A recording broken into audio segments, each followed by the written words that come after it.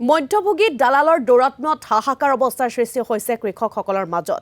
এফালে বজাৰত মূল্য বৃদ্ধিৰ জুই, আনফালে নিজৰ উৎপাদিত ফচলৰ উচিত মূল্য নাপাই সমস্যাত ভুগিছে কৃষকসকল। বিশেষকৈ বিলাহীৰ বজাৰ মূল্য একেবাৰে নিম্নগামী হোৱাৰ ফলতে বহু কৃষকে লোকচানৰ বোজা বহন কৰিবলগীয়া হৈছে। সংৰক্ষণ আৰু শীতলীকৰণ ভঁৰালৰ অভাৱত পথাৰতে গেলিছে কৃষকৰ উৎপাদিত ফচল। মূৰৰ ঘাম মাটিত পেলাই ঋণ লৈ খেতি কৰা বহু কৃষকৰ সপোন এতিয়া ভাঙি চুৰমাৰ হৈ পৰিছে। ৰাজ্যত পূৰ্বতে স্থাপন কৰা শীতলীকৰণ ভঁৰালসমূহ পৰিণত হৈছে এৰাবাৰীত।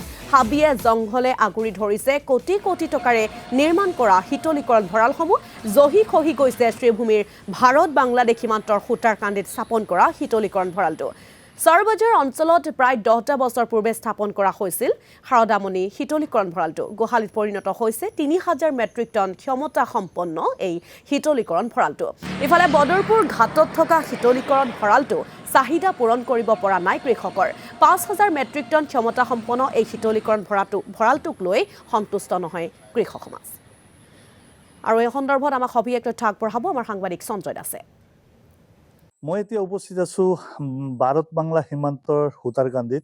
আৰু ইতিমধ্যে আপোনালোকে দেখিছে শ্ৰীভূমি জিলাৰ শেষ প্ৰান্ত আমি এতিয়া উপস্থিত আছো সীমান্তত জিলাৰ সুতাৰকান্দি বৰ্ডাৰত।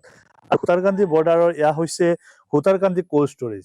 আৰু আপোনালোকে দেখিলে গম পাব এই হাবি জংঘলৰ মাজত এই কোল্ড ষ্টৰেজটো দীৰ্ঘদিন ধৰি এনেই পৰি আছে, য'ত আমি দেখিবলৈ পাইছো যে শীতল ভঁৰালৰ যি পাইপ এতিয়া হাবিৰ মাজত কোটি কোটি টকা খৰচ কৰি যি বিল্ডিংটো বনোৱা হৈছে শীতল ভঁৰালটো, এই শীতল ভঁৰাল এতিয়া হাবি জংঘলৰ মাজত।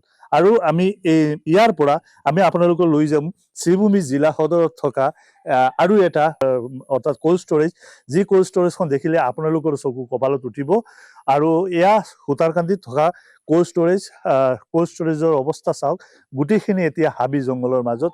আৰু চৰকাৰৰ খাতাত দেখা হৈছে এয়া 3000 মেট্ৰিক টন ক্ষমতা সম্পন্ন এই শীতলীকৰণ ভঁৰালটো বৰ্তমান অৱস্থাত পৰিত্যক্ত অৱস্থাত পৰি আছে। আৰু যোগীগোপা হওক কিবা আন ঠাইত হওক কৃষকসকলে এই শীতলী ভঁৰালৰ অভাৱত কৰিব লগা হৈছে হাহাকাৰ। আৰু এনে পৰিস্থিতিত শ্ৰীভূমি জিলা সদৰত এখন দুখন নহয় প্ৰায় 3টা। প্ৰথমটো হৈছে বদৰপুৰ ঘাটত থকা বৰাক কোল্ড ষ্টৰেজ, সেইটো বৰ্তমান অৱস্থাত যদিও কাৰ্যক্ষমতা চলি আছে, কিন্তু শ্ৰীভূমি সদৰত থকা চৰবজাৰ অঞ্চলত যিটো শীতলীকৰণ ভঁৰাল এতিয়া সেইটোত আমি লৈ যাম, সেইটো দেখিলে আপোনালোকে গম পাব কি অৱস্থা আছে। আৰু বৰ্তমান এতিয়া মই উপস্থিত আছো শ্ৰীভূমি জিলাৰ সীমান্ত অঞ্চল সুতাৰকান্দি বৰ্ডাৰত। আৰু সুতাৰকান্দি বৰ্ডাৰত এয়া হৈছে সঞ্জয় দাস, আপোনাক এই মুহূৰ্তত আমি ধন্যবাদ জ্ঞাপন কৰিছো আমাক পৰিৱেশ দেখুৱাৰ বাবে।